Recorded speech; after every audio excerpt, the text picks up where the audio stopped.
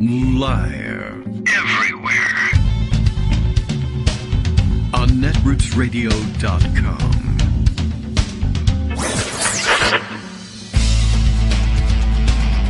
David Waldman. Kagro. In the morning. Now, here's David Waldman. Hey, good morning, everybody. How you doing? It is Monday, May 16th, 2022. Time for another week's worth of shows. Time to kick it off. And once again, time to trot out our favorite tagline here at the show. We are operating under the cloud of a mass shooting. This is something we like to repeat all the time. It's fantastic, and we just can't wait for more of our fellow Americans to give us the opportunity to do that. It's like we like it or something, you'd think, by how often we do it. But here we are again, and we're not even all that conscientious about doing it each day. I mean, honestly, it's something you could roll out every day. But we're in the under the cloud of a genuine, people are actually going to notice this one mass shooting, as opposed to the normal mass shootings which pass without notice most days of the year. And, of course, take your pick, because there were 3 or 4 of them over the weekend, but the one people will be concentrating on, of course, from Buffalo, because it has all the hallmarks of the things that occasionally make Americans say, oh my goodness, we have such a problem in this country, and then we go through the cycle of not doing anything about it. Many people noting, though, over the weekend, how swiftly, for instance, the Senate was able to pass some sort of measure to provide for the safety of Supreme Court justices once somebody showed up outside one of their houses. And, of course, Senate shaken to the core by someone having written with chalk outside of Susan Collins' home. That, of course, that they can't do quickly enough. And they do by unanimous consent. But mass shootings of the sort that we keep insisting we have to do something about, guess we just won't, probably. Not again. Anyway, much to catch up on that. And, of course, most of you probably spent the weekend with the correct course of action in terms of reaction to the shooting, telling everybody that, Tucker Carlson and others are to blame for this. There's a whole industry, of course, and no shortage of blame to go around. Take your pick if you want to lay some at the feet of Elise Stefanik, who had just that, I don't know, I'm not certain even the chronology of it, but certainly spent the weekend making her own accusations and then having to defend her accusations as not accusations. Every time she opens her mouth now, she gets as Trumpy as possible, and spent much of her time accusing Democrats and other, as she said, pedo grifters of basically being at the root of all evil. And but apparently she gave some time over to trying to deny that she was talking about pedophiles, pedo grifters. I think it might have happened on Friday in time for us to mention it on the show. I can't recall. But the idea, of course, that she actually meant pedo in the sense that it was having to do with children, not just short for a pedophile, but of course, it's usually pedia that people use for that, but okay, whatever. Anyway, she was really talking about people needed to take care of their feet and go to podiatrists and use pedometers as they walk. I don't know. Not sure what she was talking about, but it didn't matter. As stupid and idiotic as that made her look, that was better than having to deal with her part in having promoted the white replacement theory that everyone lays at the feet of Tucker Carlson, but of course it's not his theory. But it's correct to lay all this blame at the feet of Tucker Carlson. No one has done anything to promote that theory and mainstream it the way he has. But you'll find any number of Republican members of Congress having promoted the theory in the recent past and apparently still standing by it. Matt Gaetz has a tweet out that people have dug up, but it's only from last year, insisting that Tucker Carlson was right about white replacement theory. And then, of course, that turned out to be, the heart of the manifesto of the shooter up in Buffalo. And no one can believe it. Oh, my goodness. But I don't know what to tell you about it, but it's probably short-lived. Don't invest too much in it. But for the moment, there's a lot of mainstream media realization of the connection. But, they're already backing away from it, shying away from laying it at the feet of the broader Fox network. A few people are, though, calling out the ownership and the Murdochs, which is all appropriate. We'll just see how long it lasts, I guess. I mean, I hope for forever, but I don't know. We'll see what happens with it. Many other things to catch up with. Of course, Greg Dworkin catching up with so many of them. I'm sure I haven't had a chance to look through what's standing by in the Rafto stories, but then, New York Times picking up on the story and being rather explicit about it.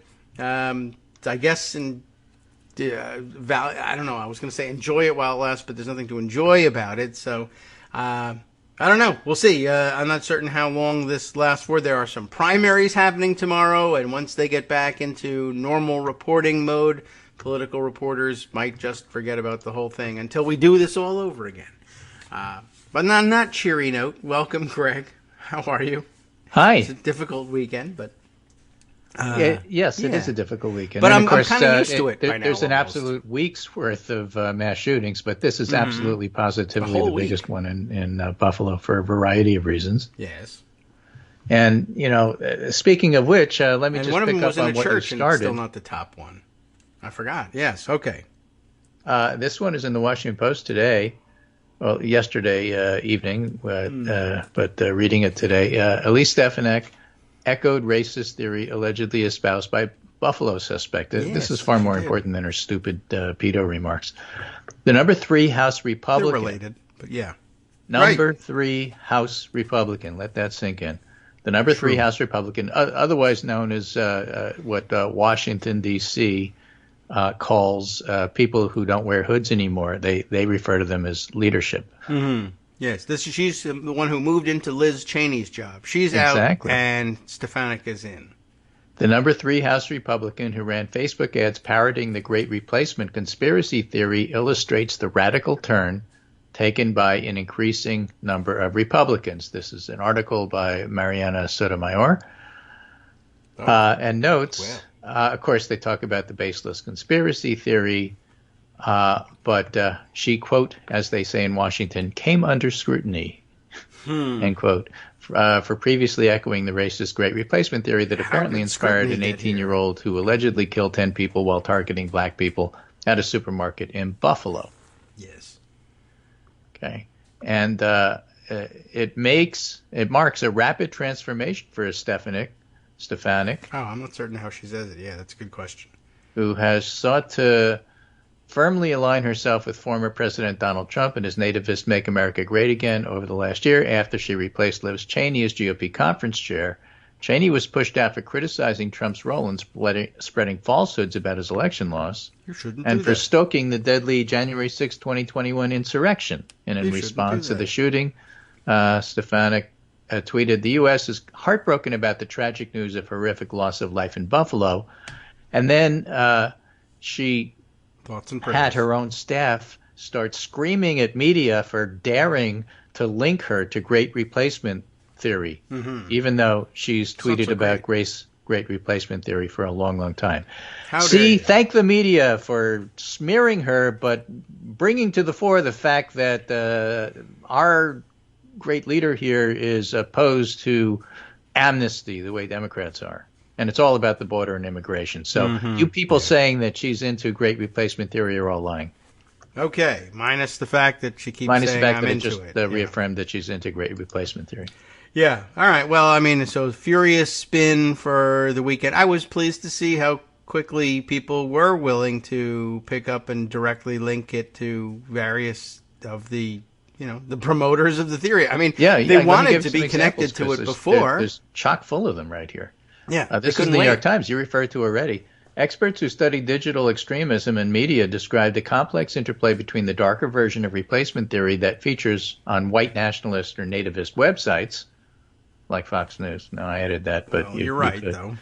And the attenuated versions now echoing around the conventional right, including on cable news and in pro-Trump media outlets. Somebody like Tucker Carlson can introduce viewers to ideas that they then explore more fully online, searches that lead them into far-right spaces that reinforce their existing views or radicalize them, said Nicole Hemmer, historian at Columbia University.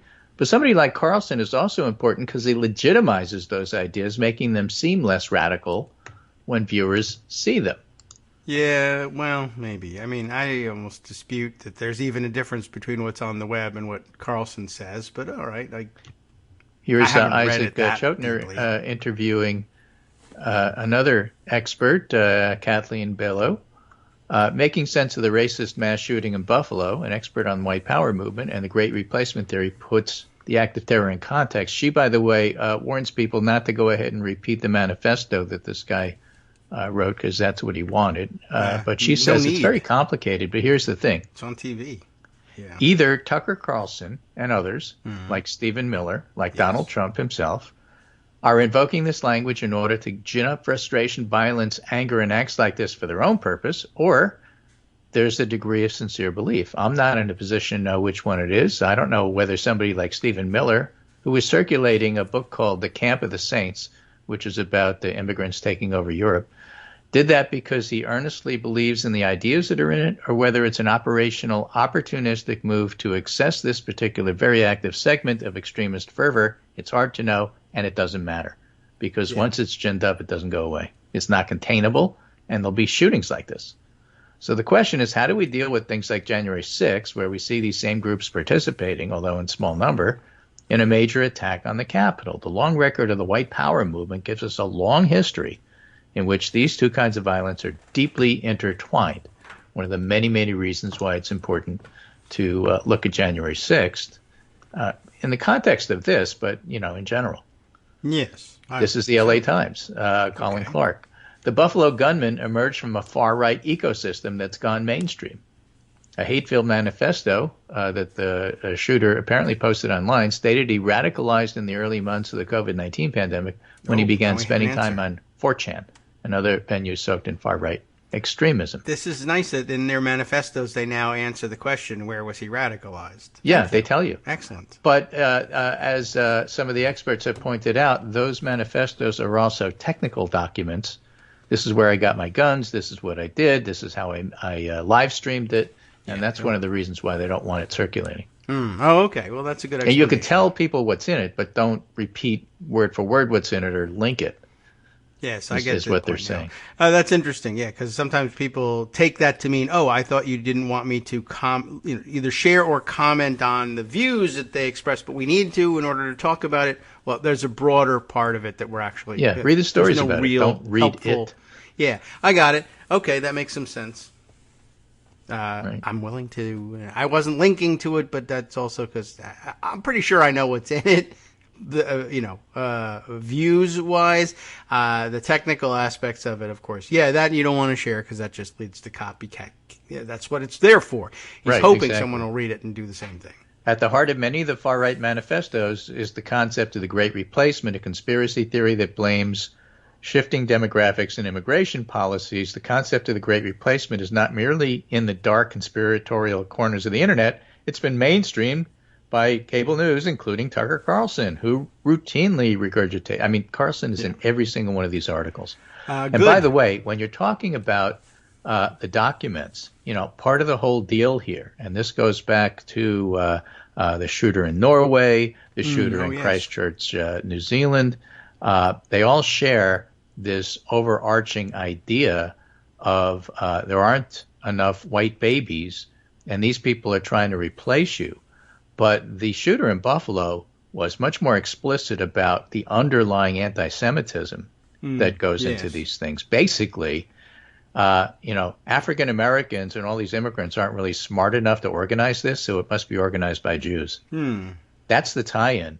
And, that's how you get the Tree of Life synagogue in Pittsburgh being shot up. Yeah, that's true. That's a big part of it. And it doesn't always get the top headline, but I mean, that's okay. Well, when you go and shoot black people in Buffalo, it's not going to be the top headline. Right. But when you shoot up the Tree of Life synagogue in Pittsburgh, it is. That's right. Understandable. True. That's the way it ought to be, probably, in terms of coverage. It makes some sense. But yeah, it also helps to point out that it's a thread in all of them, and you shouldn't be. I doubt anybody in the show, listening to the show, is wandering around saying, "I don't understand what's happening here." There's this shooting at a synagogue, but then at the other hand, there's a shooting at a supermarket. It all seems so random, even though they all have manifestos, and the manifestos given the fact that black people were shot in Buffalo, why are you bringing up Jews? Right. Because the Buffalo terrorists who shot them. Are you trying to make it about... No, we're not trying to make it about anybody else. It's just, this is what the guy is writing, and he's a lunatic, and there are many others like him. And when you see people say these broader things, picture here. Scoop them up. And that is about Christian nationalism. In other words, the guy didn't, like the guy in New Zealand, is not a practicing Christian, religious, goes to church every 15 minutes or anything like that. It's a general concept that only white Christians are actually our people. Mm. Everybody else isn't. Yes, and therefore is open do season. What you want with them, yeah. And if you like, let me encourage you to order your guns from this Stefanik. website. Okay, Stefanik. That Liz Cheney, her Liz Cheney, her pre-replacement. Yeah. Right. Great replacement theory is replacing Liz Cheney with people like Elise Stefanik. I hadn't thought about that. What a great replacement that is. Right. Said. Yes. This morning, Liz? The House GOP leadership has enabled white nationalism, white supremacy, and anti-Semitism. Remember, Elise Stefanik is leadership. That's right. History has taught us that what begins with words ends in far worse. GOP leaders must renounce and reject these views, and those who hold them, the question isn't, are they going to listen to her? The point is she's right, and she's nailed the problem here. Yeah. Right? What do you say, It's Kevin not McCarthy? just Tucker Carlson and Fox News. It's GOP leadership and the GOP. But as Mark Twain used to say, I repeat myself. Right, pretty much. Yeah, I mean, the volume of Carlson's violations, if you will, is much higher than anybody else. And I think the New York Times documented something like 400 different episodes of his show or mentions on his show. It's crazy.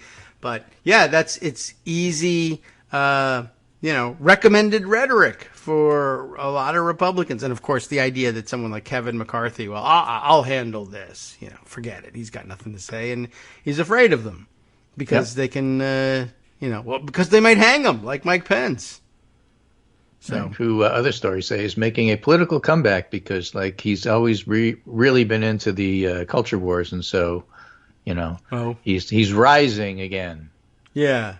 I'm sure he'll be Politico and other people who were missing the point here. Right, and I'm sure he'll be a real moral leader. He's I actually think the pretty good replacement is a pretty good theory. That's the way I view it. I'm not a great replacement level, but let's talk about undesirable people that we want to keep out of the country or kill or starve once they're here. So here's Jeff Charlotte saying the Buffalo terrorist is very literally a Christian nationalist. He says he's not a believer, but lives by Christianity. He says you can't be white without accepting Christianity. And Samuel Perry, who's a sociologist who studies religion and power, says, I saw this too. For the Buffalo terrorist, whiteness requires white genes and white culture. He asserts white culture is characterized by Christianity, not in a faith sense because he's not a believer, but in its values. Christian values for him are an aspect of white supremacy. So when we talk about white Christian nationalism, yes. Yeah, and as you point out, it's not actually necessarily Christian. Follow this. It's a thing. Yeah, it is, and they can all involve themselves in it. And if you don't like going to church or living by Christian values, but you want to latch on to the culture as a pass or to get people to subscribe to your live stream because you're going to go out and kill people, it doesn't matter. It doesn't really matter. The church thing, the scripture thing, the living by the values thing, all doesn't matter. All you got to do. It's interesting that that's become the label that you say, well, at all costs, I must hang this label on myself while I go out and kill people. And the label's Christian. So, who else does that? Take care of that, who maintain that flame perhaps have to clean up after themselves. But the other people who do that are folks like Orban in Hungary and Putin in Russia. It's all part of, I'm very religious and my church is behind me and I need to go kill these other people because in the name of whatever. Well, so it's very much a thing, whatever. as Cass Mudd notes. You see this cultural Christianity in many European far-right parties. Mm-hmm. And again, exposing it is the thing. And the reason I'm picking on NPR this morning, not even the New York Times, is at least New York Times came out and say it. You listen to NPR, and what they'll talk about is white nationalism has become very political, or there's a politicization of some of these views. What they don't say is Republicans have adopted this. This is a Republican thing. They refuse to say that. That's so odd. I mean, when they open the door to that, follow-up question.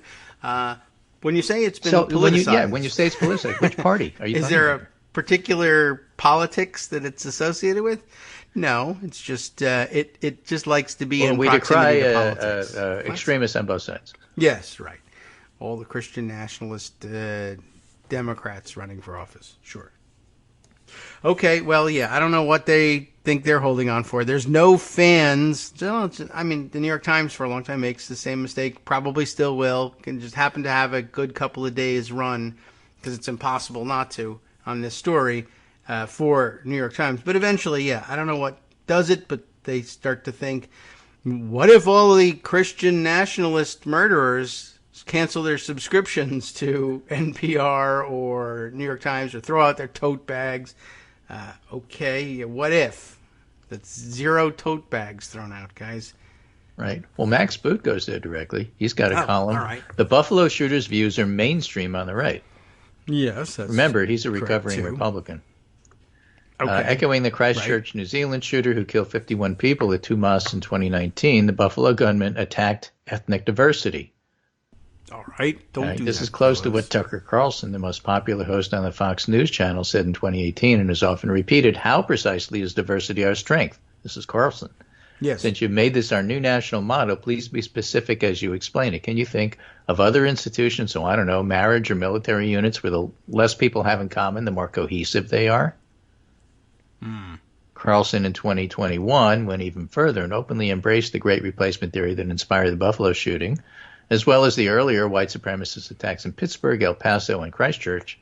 He suggested the Democratic Party, he actually said Democratic Party, he didn't say Democrat Party, interesting, is trying to replace the current electorate, the voters now casting ballots with new people, more obedient voters from the third world, and Fox News colleague Laura Ingraham said the same thing. The Anti-Defamation League demanded Fox fire Carlson, but Fox chief executive Lachlan Murdoch stood by him, allowing his network to continue spewing racist vitriol.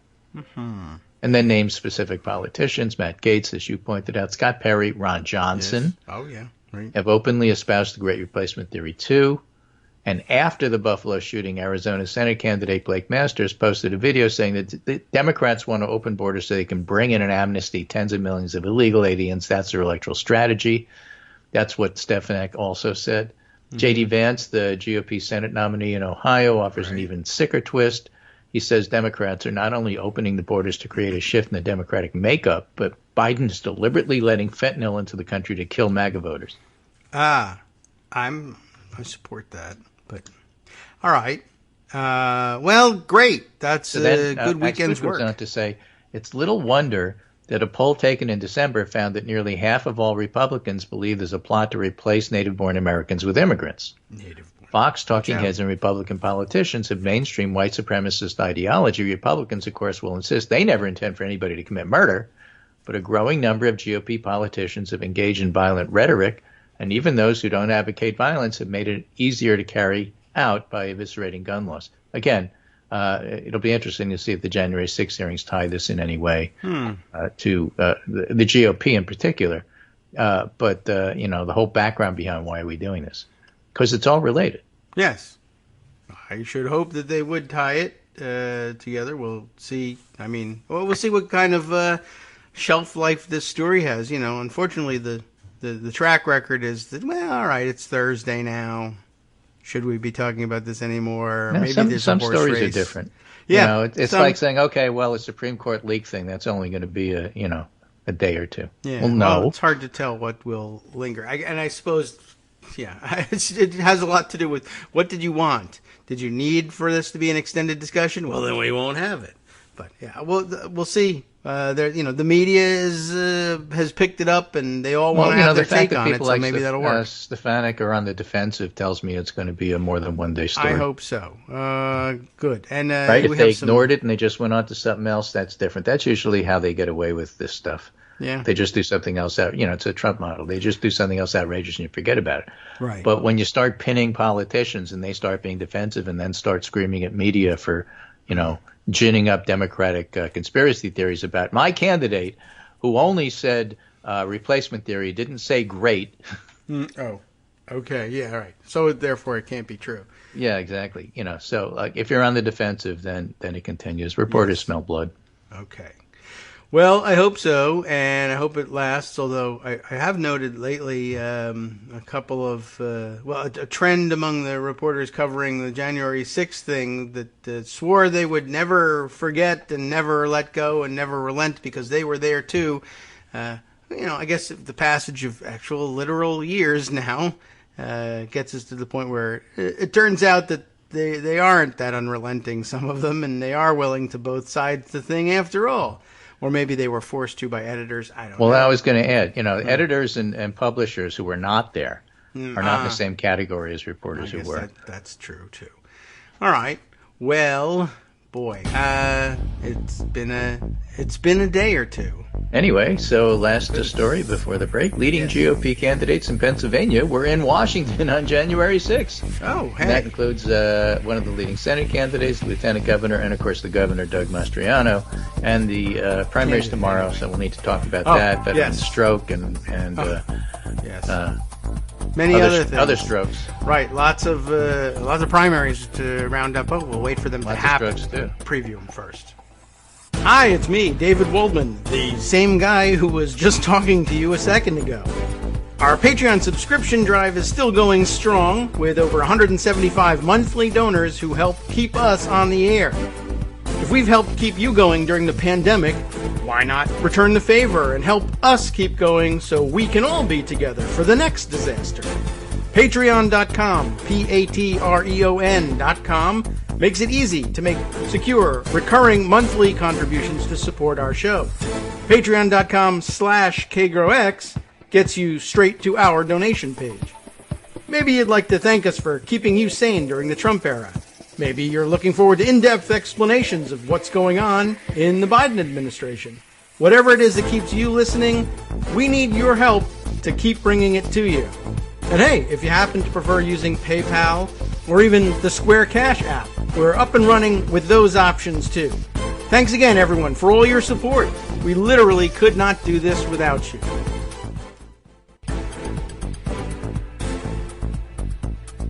All right, welcome back now to the Kagro in the Morning Show here on Netroots Radio. This whole thing is Tucker Carlson's fault. Just wanted to say that one more time. Okay, and now on to the rest of the various things we wanted to round up. Right. Now, Barry Escarell tweets and reminds us that as the number 3 Republican in the House, Stefanik is charged with delivering party messaging. So white nationalism isn't a bug, it's a feature. That's what she was hired to do. That's why she's doing this. Well, good. I hope this does work out. I mean, a lot of journalists were offended both by her comments. Well, not even the great replacement ones, but they started out getting offended with the pedo comments, and then were insulted by her attempt at spinning it away, and then have been insulted by her attempt at spinning away the great replacement thing too. But we'll see whether they succeed in doing that. But I don't know. She's got a lot on her plate here for some reason, and but she's just that terrible kind of person that a magnet for this stuff, I guess. I don't know. All right, it's true. I mean, you have to be a terrible person to really get into this stuff. And yes. So that's the thing. So that's why so many terrible people are running in Pennsylvania. So Mastriano, the gubernatorial candidate who will likely win his primary, and Republicans fear will lose the general, is a Stop the Steal guy and was at the January 6th insurrection. Mm-hmm. And so was Kathy Barnett, who is running on the Senate side. It's not clear who's going to win the Senate side. Trump's endorsed Oz. There's a rich guy, titan of industry, David McCormick, who's also running, who's from the people I know in Pennsylvania are saying just run a terrible campaign, with terrible ads. What industry is he a titan of? I don't know, probably funding. Sure, pillows. It could be anything. Okay. Yeah. If you knew offhand, fine. If not, who cares? No, I don't. He'll be gone tomorrow, I hope. I don't think he's going to win. I think it'll either be Oz or the surging Kathy Barnett, who's a super mega MAGA person, who Trump will easily, have no issue with. Yes, he'll say he endorsed her from the beginning if she wins. He endorsed her concepts, even though he endorsed the other guy, so he never loses. Right. It's a great replacement of who I endorsed. Right. Now, most of the candidates, says the Washington Post, including the Pennsylvanians, have said they did not enter the Capitol building, but they've made their commitment to Trump's baseless claims key to their campaigns. Yes. And should the candidates win their election, some would be in a position to play a critical role in the administration of the presidential vote in 2024, which is, of course, why it matters. So secretaries of state are by far, I think, the most important, after the governors, are the most important election positions this fall. So people need to pay attention to that. So that's about it for what's going on domestically. We'll look a little bit at the Russo-Ukrainian war. Yeah. Before we exit onto it, I remembered why I was commenting extra on Elise Stefanik, as you mentioned that she's the number 3 is in charge of the messaging.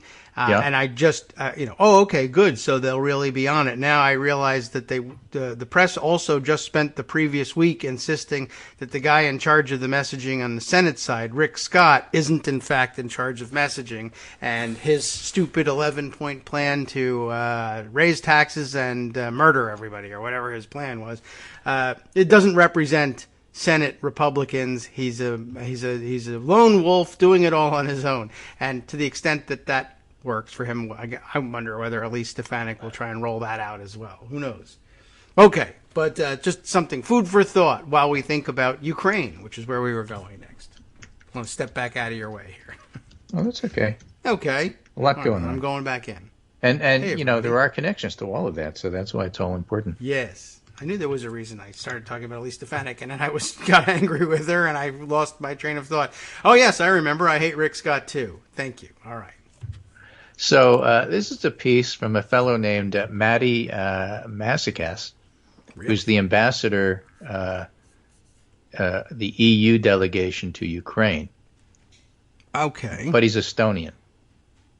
That'll be important. What's Estonian? Oh, I see. That'll be important when I tell you what he says. So he writes a piece called When Reality Bites. Russia's war in Ukraine is not over, but it's not too soon to start thinking about what comes next.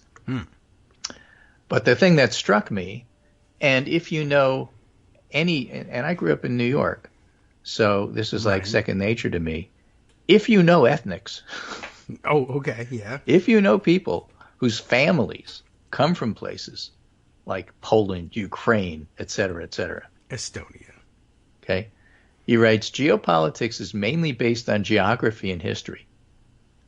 It's only natural that living along the edges of the continent, on the borders of civilizations, in the last homely house, as it were, one develops a sharper sense of geography. The same goes for history. This difference in experience between Western and Eastern Europe, and he's writing about Eastern Europe here, also explains our different responses to the Russian invasion of Georgia in 2008 and the war in Ukraine that began in 2014. In Eastern Europe, there was and is still anger, but no shock. Yeah, okay. In Eastern Europe. Yes. As the late Estonian history professor N. Tarvel put it a few years ago, the question isn't whether the Russians will return, but when will they return? I would qualify this by pointing out, as a responsible NATO member with high defense spending, the question for Estonia is rather, you see why I told you it was important he's Estonian? All right. When will the Russians make an attempt to return? For the inhabitants of the last homely house, this is reality, always about to jump out and bite, right? If you live in Rivendell, you got to be aware that there are orcs in the Misty Mountains.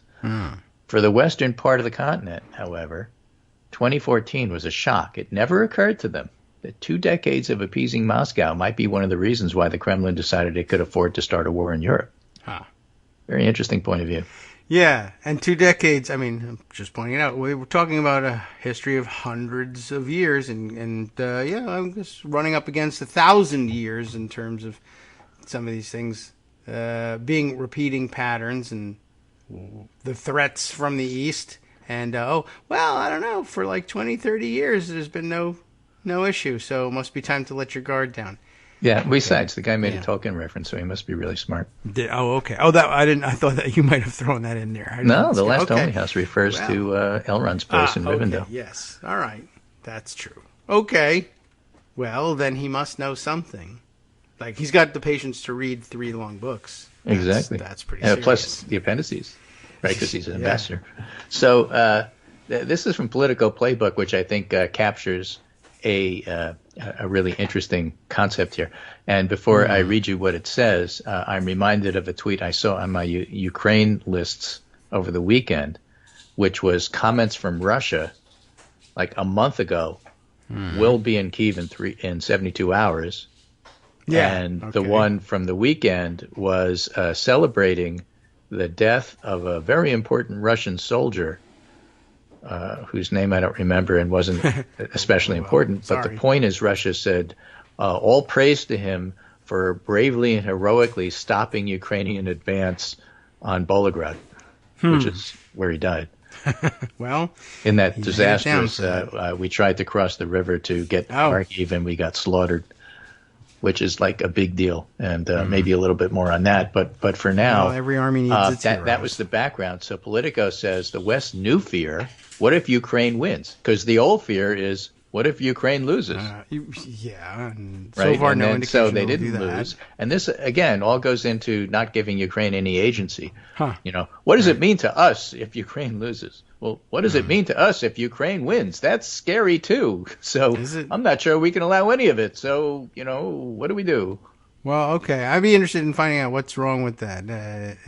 I hadn't thought that far. I was told we wanted them to win. Why don't we want that? Do you know? Is it in there? Right. So Politico says, look, here's a dizzying series of setbacks in the war with Ukraine over the last week that Russia had. Sweden and Finland are being fast-tracked into NATO membership, and this morning, for example, breaking a vast majority of the Swedish parliament decided to support Sweden's application for NATO membership. 6 parties representing 304 of the 349 MPs supported the plan. The picture shows party leaders informing the king about the decision. The king, eh? The king. All right. So no truth to the rumor that Russia will replace their McDonald's, by the way. Oh, no? With the McDonbass, which is a certificate allowing the buyer to occupy their neighbor's lunch. That's what I figured they would do. McDonald's is leaving Russia. I mean, okay, so that part is so that's true. yet another different setback. Okay, I thought you meant, they're staying, or they have nothing to do with it, or, okay, no, that part is true, but the part about it changing their, coming up with some sort of knockoff? Yeah, well, they do that. They did that for Coke. Yeah, well, I don't see why they shouldn't if they're run by the mafia. Yeah. Do what they like, I guess. Right. Okay, well, so Ukrainian troops pushed the Russians in the outskirts of Kharkiv, second largest city, and are now approaching the Russian border. Russia suffered catastrophic losses during a failed river crossing on May 11th, right? Which Institute for Study Award notes, quote, the military incompetence displayed in that crossing have shaken the confidence, end quote, of influential Russian military bloggers. Remember we were talking about people like Dworkin, the pickle? Right. But there's a whole bunch of military bloggers who are fashionable and have a big following on social media in Russia, and they're really pissed off, and now they're starting to yell at the generals for incompetence. I can't believe I blogged about something so bad and dumb for so long, I guess. Yeah, no. So, but the point is, people read it before they can get banned, for saying bad things about generals. People Those read that, generals aren't and long so for it this seeps world into Russian consciousness that maybe we're not winning. UK Ministry of Defense said that the Russian offensive in the eastern Donbas region, the focus of Russian firepower since its retreat from Kyiv, has lost momentum and fallen significantly behind schedule. The Brits also claim Putin's lost a third of the troops he sent into Ukraine, so there's a lot of bad things happening to Russia on the military front. I highlighted on the Pundit Roundup Jens Stoltenberg, NATO Secretary General, summing up the implication of these developments. Ukraine can win this war.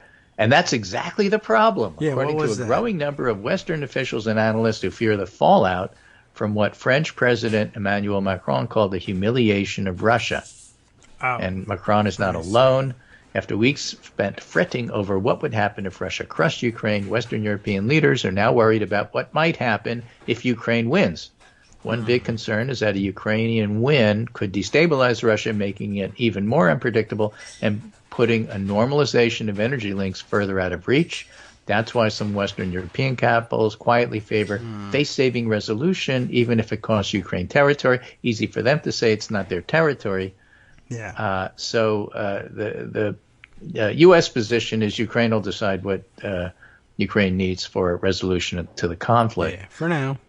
But Putin and Marcos Melises, Kos on Daily Kos, that guy. The tweet, the post just before mine this morning, had a wonderful summary of all of the different empty threats that Putin is starting to make about things that he might do in Russia. Drop dead is one of them. But from Russia, he's going to threaten Finland. From Russia, he's going to, threaten Sweden. From Russia, he's going to threaten this. From Russia, he's going to threaten that. Well, so it's really quite interesting. He can threaten them. That's something that they do. But yeah, all right. We'll see how. I don't know. I that is interesting. I'm fascinated by the idea of catching the car here and having Ukraine win. We got to send them the most modern weapons. Right. This is going to threaten our economies because they might cut off our gas permanently, and and we'll just have to reorient everything. And that's going to cost us a lot of money, and maybe we should go a little slower on this. I don't know. Yeah, but okay, it is kind of fascinating how this could turn on a dime, and I don't know. It's funny watching the Germans who are really slow on this. Like just as Macron and some of the other Western leaders are saying, maybe we should go slower on this. Scholz in Germany's finally catching up with, maybe we really need to contribute a lot more to this. Maybe. Yeah, I can't tell whether whether it's the irony of them finally speeding up when the others are slowing down, or whether the Germans are probably telling themselves, we're the geniuses here. Everybody else is finally coming around to our position. Well, that's not really happening because they just had some elections and polls showing that basically the big winner in German politics right now are the Greens, and they're the most aggressive about aiding Ukraine. That's apparently what German people want. Astonishing all by itself. I remember when they were like the Peace Party. Although I'm sure they believe that they are. Don't piss off the Peace Party. I guess. Wow. So, all right. Anyway, here's a list that Marcos put together. Yes. Russia's having a tough time with people doing things despite its threats. There's Kyrgyzstan. Growing speculation that Kyrgyzstan might try to withdraw from the Eurasian Economic Union over Western sanctions. Russian media's warning of dire consequences. Then there's Finland and Sweden. Dmitry Kiselyov's reaction to plans by Finland and Sweden to join NATO. Do the Nordic states want things to heat up? Then there's Poland. Propagandist Pola Sakabayeva threatens Poland on state-owned TV channel Russia 1. Then there's Iceland. Russia threatens Iceland for organizing 13 flights to transport military equipment from Albania, Slovenia, Italy, Croatia, and Portugal to Ukraine. Russia hopes the Icelandic authorities are aware of the level of responsibility. Then the UK. Russia threatens to nuke UK with terrifying Satan II missile in seconds as NATO revenge. Then they threatened the singing competition because Ukraine won Eurovision over the weekend. I mean, it's getting to be silly. Yeah, well, did they win? It's a nice list of when you don't have anything and you can just make baseless empty threats, Sure. people start Threaten McDonald's. maybe ignoring you a little bit. Yeah, I guess so. Although, those people are crazy and They still have nuclear weapons, and they are right. crazy, so you can't just completely ignore them. But the But what are point you is, gonna just do? because they What else say can you this do? doesn't make the West run for cover. Right. I mean, yeah, I guess it gets a little bit absurd. Well, just that list of What are you countries. going to do? Start a was war in crazy. Ukraine? Yeah. And then to top it all up, plus we also don't like the singing competition, Eurovision. Okay. So what are you going to do? Start a war in Yeah. Ukraine? By the way, how did it work in Iceland? They're angry at Iceland for coordinating flights from Slovenia to Ukraine, but what? Iceland. Do I remember correctly? Iceland is the actual oldest functioning democracy. They're the old. I guess they could go. They have the oldest continuously meeting parliament. I think, if that's how you define it. I went to the ruins. Yes, and I can't remember what they said there. They said, well, it was in Icelandic, so Well, couldn't be blamed for that. They but all speak wonderful English, better than mine. Tingvatlir or something.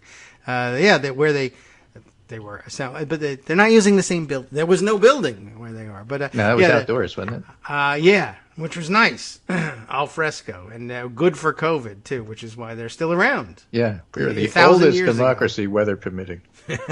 Oh, I thought you said oldest. You meant coldest. I see. The coldest democracy. Okay, that's true. Now you have a building, though, and they get to do their thing in there. All the people to threaten Iceland? Come on. That's unusual, to say the least. And also, I'm not certain how Iceland is so threatening. what Iceland did works, how you coordinate. Like, I would say that not coordinating your flights, if you're going from Slovenia to Ukraine via Iceland, I don't know. That Iceland, seems if like you a keep long this way out up, of the we're way. going to send our ponies there. Right. Oh, that's You're a not big allowed to do threat. that. Right. Yeah, you're going to threaten the whole stock. No outside ponies allowed right. in Iceland. They're going to threaten the world's supply of Icelandic hot dogs. Oh my God! Okay, I surrender.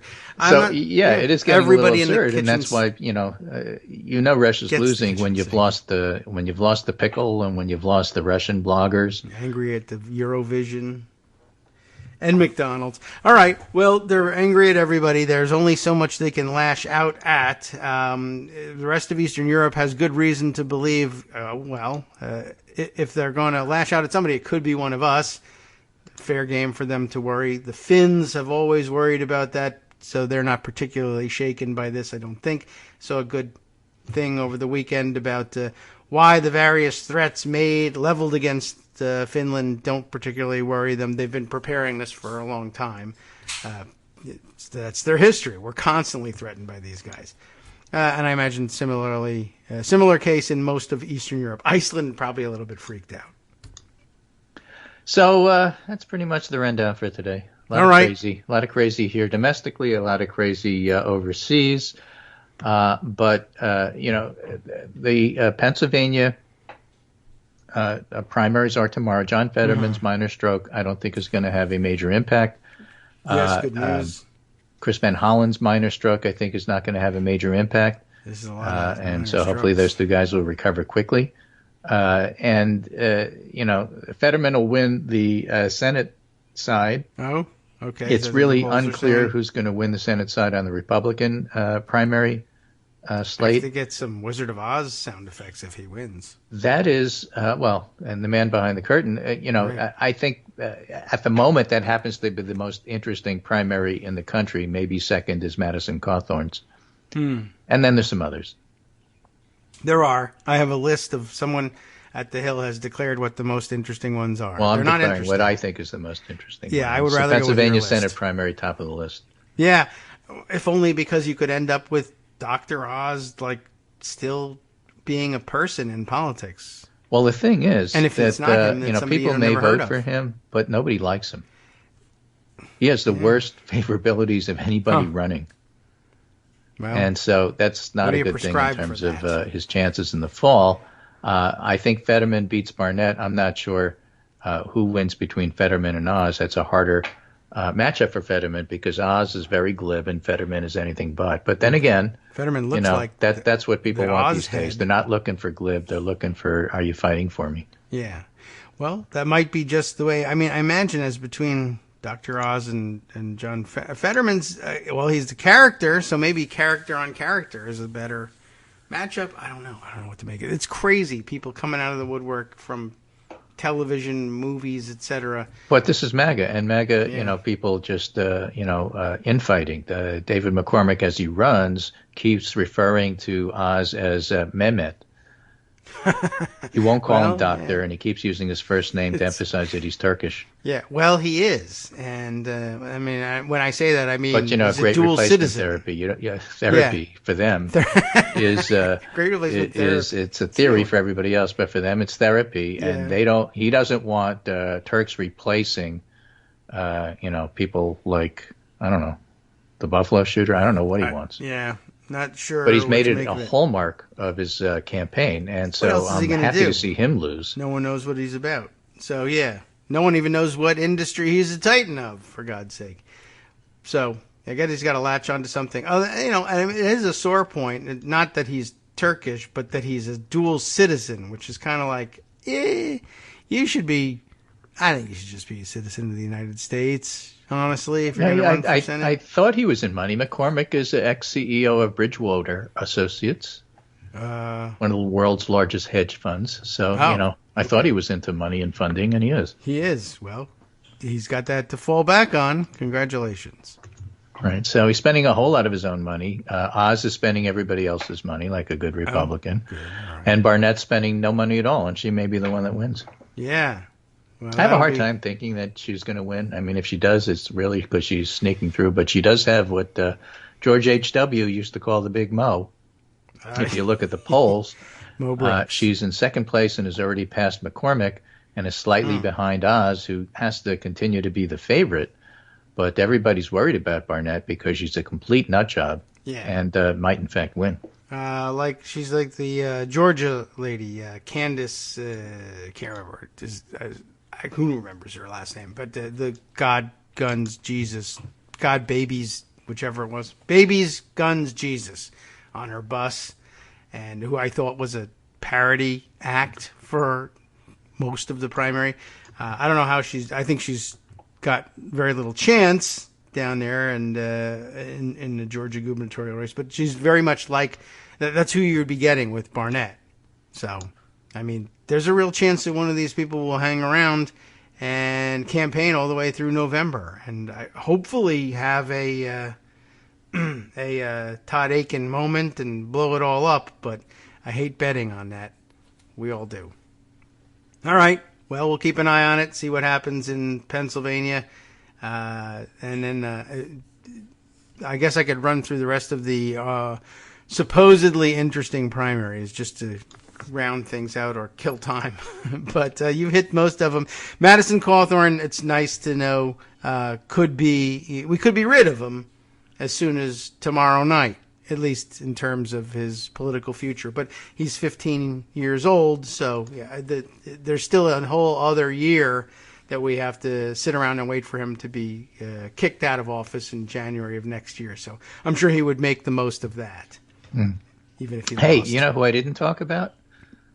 Because nobody's talking about? Well, then definitely no. Connor Lamb. Oh, well, yeah. I mean, he's in it. He was the great Democratic hope a few years ago, and nobody wants to vote for him. Huh. Well, maybe. Well, they did want to vote for him for House. And then he was like, "Oh, I won an election. I must be ready to win the next basically bigger saying, one." He's a nice guy. He's all right, but I want to fight her. Yeah. I guess I'm maybe sick of this. We'll see whether. I don't know. He hasn't faded away, but yeah. Well, he's not winning his primary is the point. Yeah. Fetterman's going to beat him. Is he? Does Pennsylvania allow him to run for his House seat at the same time or no? I don't know. I don't even know. I didn't check that out. So I guess that means a possible open. Hey, could you explain what sore loser laws are? Since you brought that up. Yes. No. The original sore loser was like the Lieberman. Yeah, version. like Joe Lieberman. What is when it? you lost your, you know what? Now I'm trying to think of it. If you run for a major party primary and lose, I guess Did they just make it? I mean, I don't know how you do it. They don't let you run. You can't run as an independent afterwards, but I don't see how you can really bar people from running as an independent. But I guess you can try anyway. In some states, I've never seen them tested, but maybe you would. But yeah, that was basically it. So Joe Lieberman loses the Democratic primary for renomination for Senate, but he figures I have lots of name recognition. I've been the senator for a long time, and something, and so therefore I will run. Well, he forms his own party, Connecticut for Lieberman. He wasn't even independent. He said he had a party, and I guess, follow the rules of your state, get the signatures you need to get on the November ballot, and go ahead and run. And I guess some states actually bar you from doing it. If you've stood for primary election and lost, they consider you, it's fair enough, right? You've been rejected by the voters, and so therefore, that's it. Get out. But I don't see why I found the statement from Elise Stefanik's senior advisor, Alex DeGrassi, talking about her. He says, quote, any implication or attempt to blame the heinous shooting in Buffalo on the Congresswoman is a new disgusting low for the left. They're never Trump allies and the sycophant stenographers in the media. Despite sickening and false reporting, Congresswoman Stefanik has never advocated for any racist position or made a racist statement. Whoops, you had me and then you lost me. Yeah. And then goes on to talk about the border and why that's terrible. We thank the groveling hacks in the media for reminding voters that Republicans oppose amnesty and will secure the border, while Democrats support mass amnesty and voting rights for illegals. So I didn't see the whole statement. There's more of it, but he probably gets into sending baby formula and also their pedos. Right. So appropriate contrition from the Stefanik camp. Yeah. Remember, she's the messenger person. Yep. Right. So this has to be considered Republican messaging. I guess so. So there's no other conclusion that can be reached. Sorry. Yeah, it works for them in their district, and somebody somewhere did a great profile of the big shift that Stefanik went through, turning herself from a pretty mainstream regular Republican into a mainstream regular crazy Republican, yeah, which is right. what she is now. Think about it. Right, and taking the rest of the party along with her, but just ultra magnifying herself, but really as a matter of catching up with where her party was. She's no kind of thought leader in this. She just has a microphone. And so does her spokesperson, and he really shouldn't because he's terrible. That was awful. Never heard such a bad explanation. All right, Greg, we'll catch up with you again on Wednesday. Yeah, probably hear another bad explanation. Who knows? Okay. All right, welcome back now to the Kagro in the Morning Show here on Netroots Radio. What sorts of things might we always catch up on? Let's see. Here's a thread shared with us by Rebecca Romans with the appended note that it is an interesting thread. This is the kind of thread we're going to share with you. And it looks intriguing because there's some counterintuitive start here to it, so I'm sure that there's a real wild hook coming at some point in the thread. Michael Harriot writing here, what happened in Buffalo was tragic. So far I'm with you. But we must, in capitals, must stop saying that it's indicative of the rise of white supremacy. What? That sounds surprising. What's the hook here? It's not Trump's fault or Fox News' fault or even Tucker Carlson's fault. I just want to say for the record, yes, it is. It's actually Tucker Carlson's fault. But I'll entertain the larger point in terms of, in the interest of conveying this interesting thread here.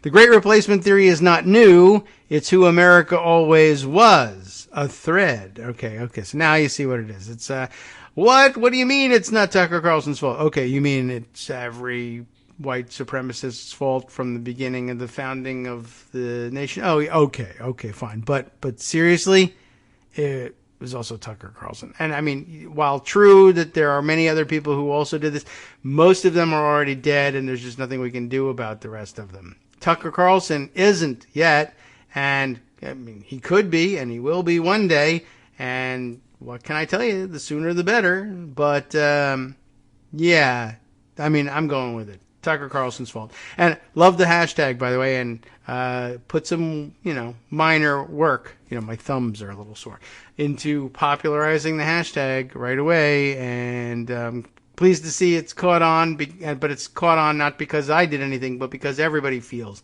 that it's Tucker Carlson's fault. But okay, we're going to explain a larger point here. Let's let Michael do the talking. Let me start by saying that I understand why people believe there's a rise in white extremist violence.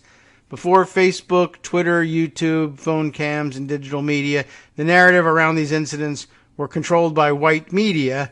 That's not a conspiracy. Timothy McVeigh was a white nationalist for years. He was reprimanded by the Army for attending a KKK rally. He rode around with the Turner Diaries, a book about starting a race war.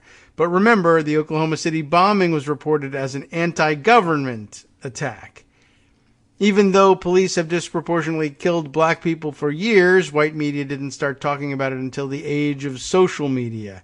If only that speech they love about judging people by the content of their character had mentioned it. Oh wait, it in fact did. My point is there is a difference between a narrative and the reality. And I know what you're thinking. Oh boy, another one who knows what I'm thinking. But the FBI says there is an increase in hate crimes. Yep, that's true. I mean, it's not true that that's what I was thinking, but yeah, it's true that the FBI says that. But if you look at the details, you'll notice something interesting. And now you'll have to click on the piece and take a look at the interesting thing. And I can't tell you what's in. I mean, I could describe the charts to you, but we'll just let Michael tell you what the interesting thing is. The numbers kind of correlate with the number of agencies who report hate crime stats.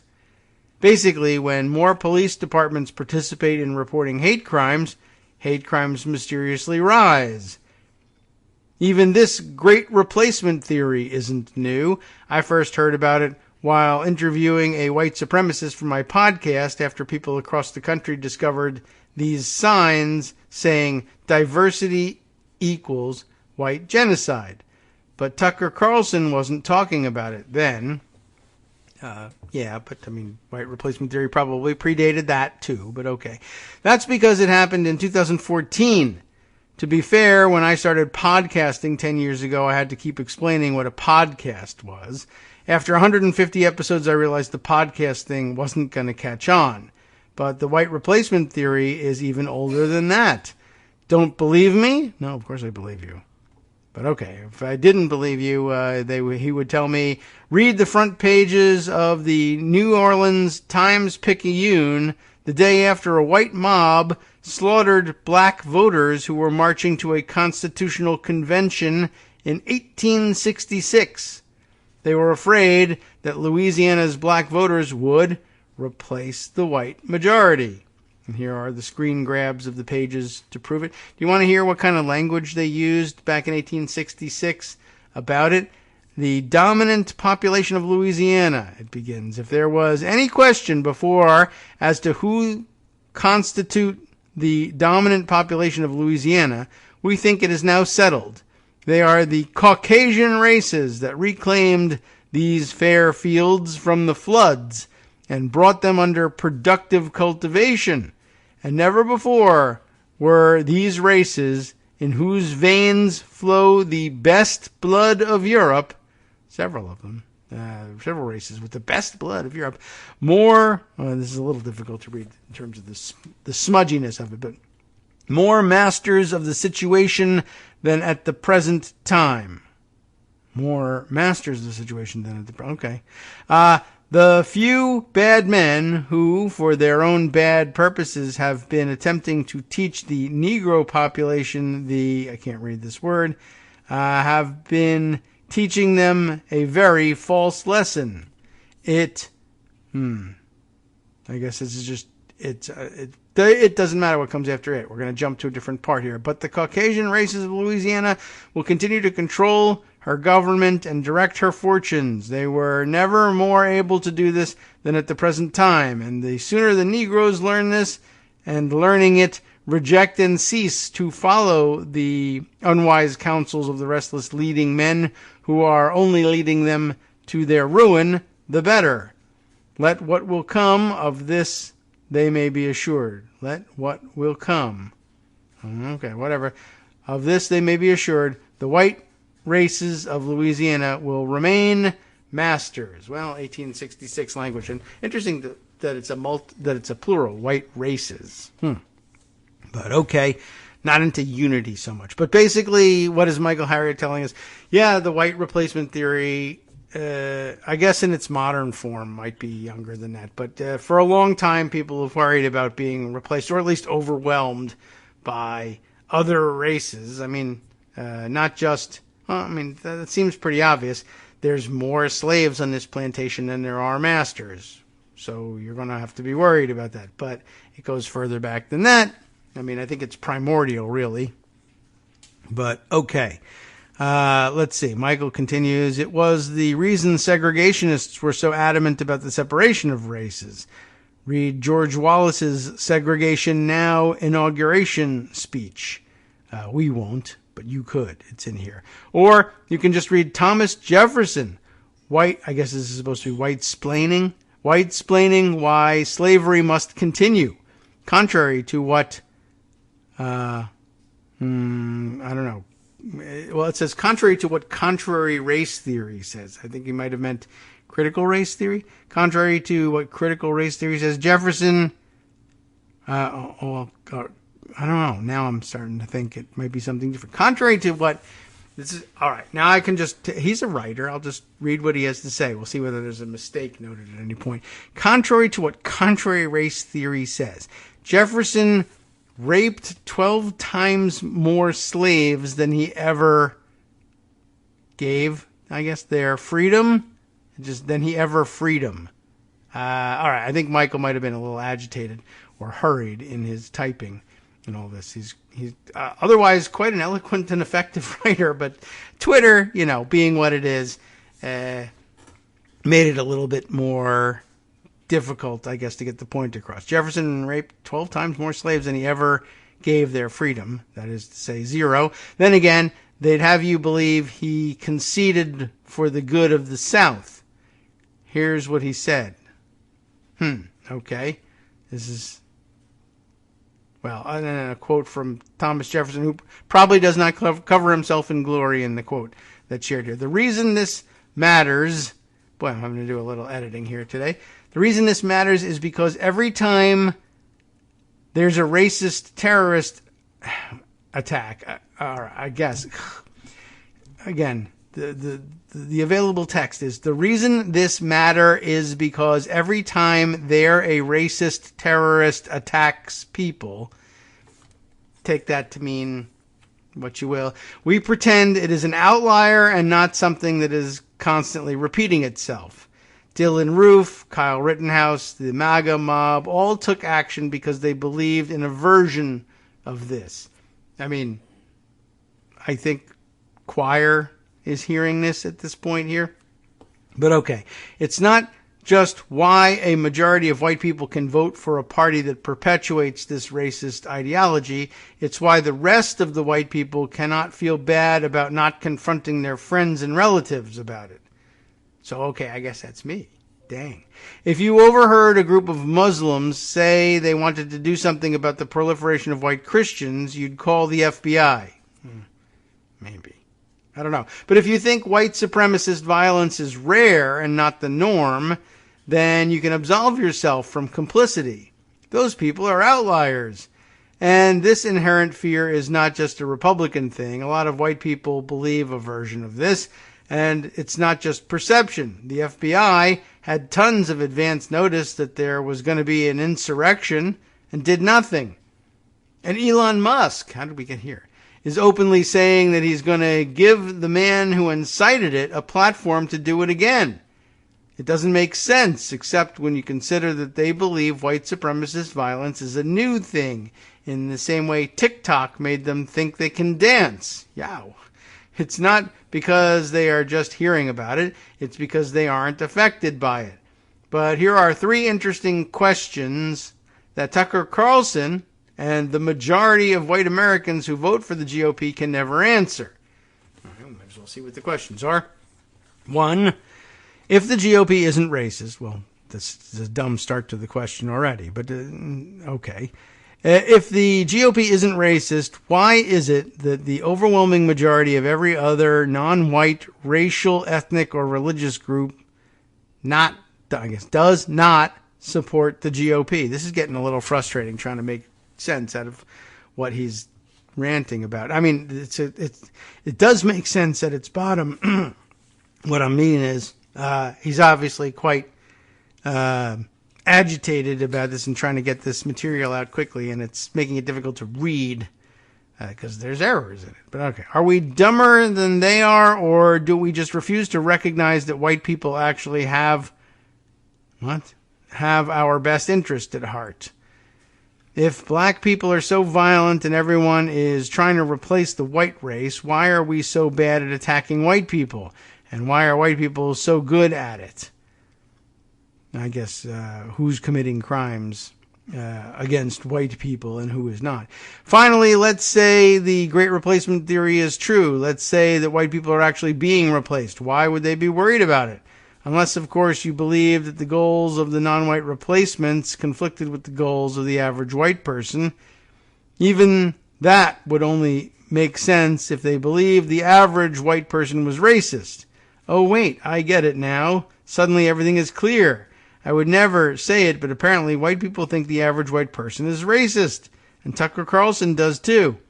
Anyway, he says, I wrote about it, and I did so over at the Grio, and I probably should have read that because that's probably been edited. And it makes a little bit more sense. But an interesting thread nonetheless. I see where he's going, and I can agree to some extent, but let me tell you, there's no reason to not think, believe, and say that it's Tucker Carlson's fault. You got to start somewhere, and I guess if you want any concrete outcome at all, well, a good one would be deplatforming Tucker Carlson. I don't think that's what's going to come of this. I think there's too much invested in him at Fox News, but it wouldn't be a bad thing if we destroyed Fox News along the way, too. There's no reason to stop saying that there are current actors who bear the lion's share of the blame for what's going on. So I would recommend against dropping that. All right, let's see. Other things that I can share with you that might be of interest. Let's get back to Pocket. I don't know whether it's a productive thing at this point to read through the Twitter timeline from the weekend. There are probably a few things in there that I've forgotten about that didn't make it into Pocket, but they're buried under so many other things that we already have discussed that it would be difficult to weed them out. All right, let's see. Maybe we can try and focus on some of the smaller bore stories that might be wise to share. Let's see. For instance, this rumor making the rounds fairly frequently. Michael Weiss, news director at New Lines magazine, tweeting the widespread rumor that Vladimir Putin is extremely ill. Says he obtained a recording of an oligarch close to the Russian government saying that Vladimir Putin is, quote, very ill with blood cancer. Leukemia, is that what that is? Is this the truth? This is an interesting question. Is this the truth, a rumor, or clever disinformation intended to make a paranoid dictator look ripe for removal? If he wasn't, in fact, ill, or even if he was, actually, in whose interest would it be to circulate the rumor? And it might be, in the interest of the oligarchs who might fancy themselves the replacement, or might fancy that they would advance in rank somehow if there was a replacement of Vladimir Putin, to, make him look vulnerable, or like his death is inevitable, so you might as well take him out anyway, or that, his decision-making will only get more unstable as he grows even more ill. A lot of people analyzing the photos of Putin and insisting that there's obvious signs of illness. I don't really know Putin's face well enough to notice changes. You can show me pictures of one day versus another, but that can happen with anybody who's photographed enough. So I don't know. But an interesting line of thought nonetheless. There's, I guess, a little bit more from Weiss here, plus a full article. Is Putin sick, or are we meant to think he is the gist of this. I'll give you the headline and subheader and probably exit it from that point. An oligarch close to the Kremlin was recorded on tape saying all this. All right, so is this true? Idle speculation or disinformation designed to make an erratic and paranoid dictator vulnerable? That may be, that's another interesting angle on it. Is the audience for that rumor Putin himself, either to make him lash out or who knows what? Is Vladimir Putin sick or even dying? The tabloid press, bolstered by a sudden efflorescence of Twitter diagnosticians, certainly seems to think so. Very florid language, really. Since his February 24th invasion of Ukraine got underway, the 69-year-old, Russian president's deteriorating health has been a subject of frenzied speculation. Speculation that Press Secretary Dmitry Peskov has downplayed, citing Putin's, quote, excellent health. Boris Karpichkov, a KGB defector to Britain, they're usually not very safe, those guys, and formerly an officer of the 2nd Chief Directorate, specializing in counterintelligence, thinks his fellow sexagenarian ex-spy, that's Putin, suffers from Parkinson's disease, along with numerous other maladies, including dementia. The Parkinson's, I know, was mentioned when people were viewing him at meetings, gripping the sides of the table very tightly, which was either, I'm afraid there's a bomb underneath here, and for some reason think that holding onto the table tightly is going to protect me from it, or just tensing up, or I think the better explanation, tremors in his hands that he steadies by gripping the table so it's not visible on camera. Whether it's Parkinson's doing it, I don't know. Anyway, he is, or at least acts, insane and obsessed by paranoia ideas. Karpichkov told Rupert Murdoch's Sun newspaper, comparing Putin in this respect to Stalin, who was the victim of at least one stroke. A Telegram channel called General SVR, and purportedly helmed by a former officer from Russia's Foreign Intelligence Service, has stated that Putin is set to undergo surgery for an unspecified form of cancer in the near future, and that while he's on the operating table, his temporary replacement will be the grim Nikolai Patrushev, the secretary of Russia's National Security Council, a fellow ex-KGB man and longtime director of one of its successor agencies. Patrushev, as New Lines has documented, is also one of the most hawkish ideologues of the regime. So, could be trouble. The evidence for the preponderance of disparate, if not contradictory, claims of Putin's imminent demise is Putin himself. He certainly looks bad. The bullfrog mane, awkward gait, fidgety behavior at televised events, including his April 22nd meeting with his embattled defense minister Sergei Shoigu? Yeah, that's my best guess at that pronunciation. At which a slumped Putin clung to the edge of a parodically tiny, like a parody, parodically tiny table, as if to steady himself against a tremor or vertigo. There is also his notorious self-isolation amid the COVID-19 pandemic, the oft-cited reason for his conducting meetings with foreign visitors both before and during the war at medieval banquet-length tables. Anyone who wants to get close to Putin, Russian independent media have reported, must take a PCR test and even provide a fecal sample. That's taking things a bit far. What New Lines can establish is that there is indeed a growing chorus of those close to Putin or his domestic intelligence apparatus who are murmuring about the same, much the same, as those quoted in the supermarket checkout line rags, and who are in a better position to know of his state of mind and body.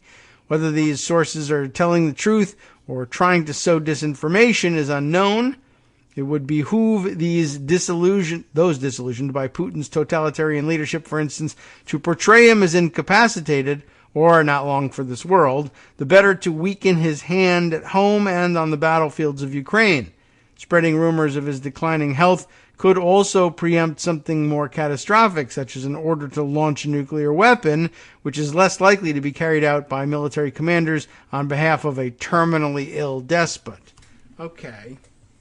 That could make some sense, too. I mean, should we continue with this or just, I think at this point, acknowledge that there are some real questions to be asked. But this is, I'm actually just, I find it torturous to read the writing here. Sorry, Michael Weiss, this one is just over the top for us. But I think it's a good observation and one to think about in trying to puzzle out what's going on inside Russia, what direction it'll take, and why. All right, let's see. Other things to bring to everyone's attention. Well, let's see. There was this story from last week that I didn't manage to sneak in before Friday's end, but another one for the file from the papers in Pennsylvania. GOP staffers fired after possible ballot harvesting operation found in Pennsylvania. Remember how terrible ballot harvesting is and how the people who do it are traitors to America and ought to be pushed into a buzzsaw and executed summarily, something, so long as they're Democrats. Well, if they're Republicans, well, I mean, I guess we should maybe fire them from their jobs. But anyway, it's not so terrible. It was all in the service of a good dictator. So I guess it'll be okay. But once again, every Republican accusation turns out to be a confession. This from last week, May 11th. The Tribune News Service places this in Penn Live, the online consortium of Pennsylvania-based newspapers, reporting all the latest from that Commonwealth. Jeremy Roebuck, Jonathan Lai, L-A-I, and Chris Brennan from the Philly Inquirer via the Tribune News Service. The fallout from the discovery of a potential GOP ballot harvesting operation in South Philadelphia.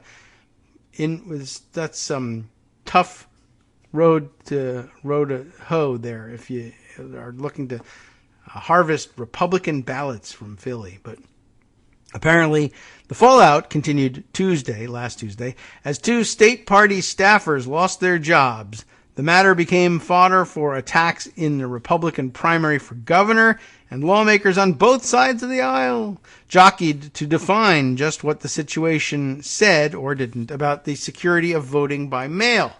Republican Party officials fired Seamus O'Donnell.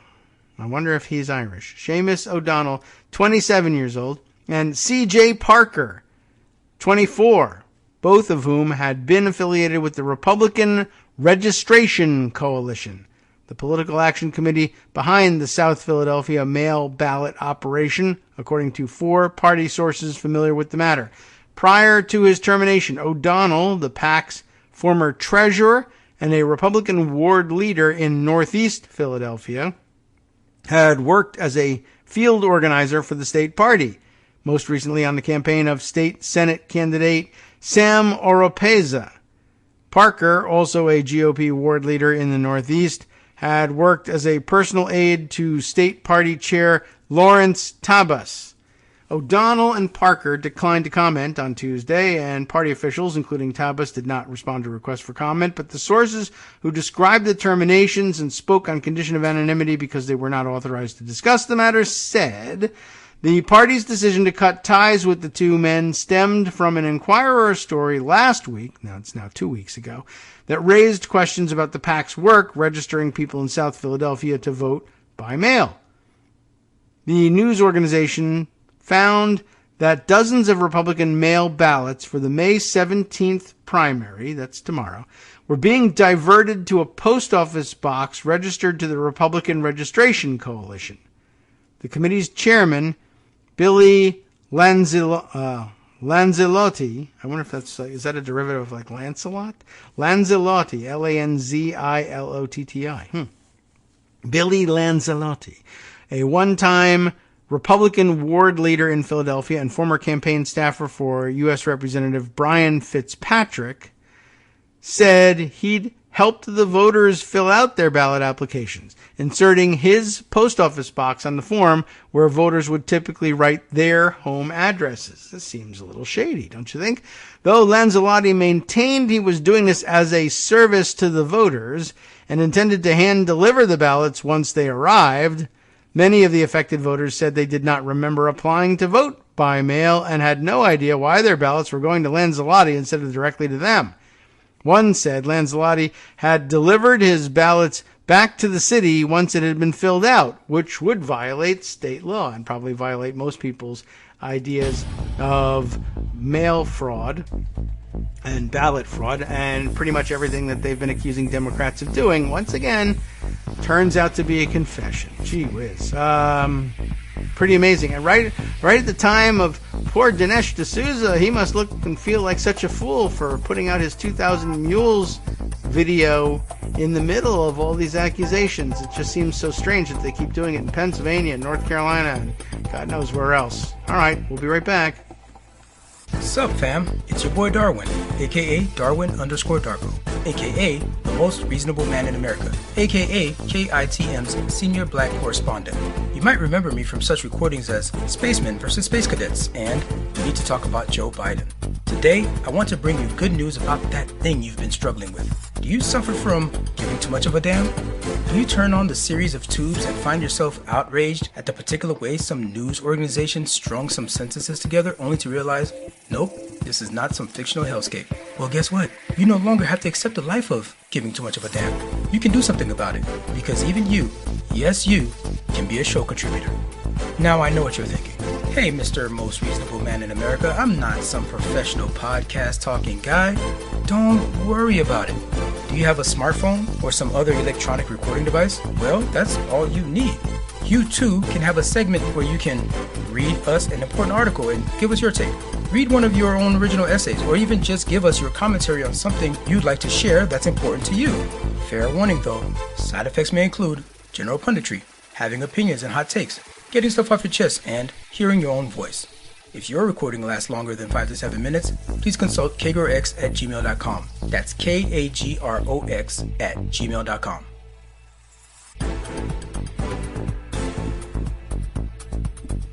All right, welcome back now to the Kagro in the Morning Show here on Roots Radio.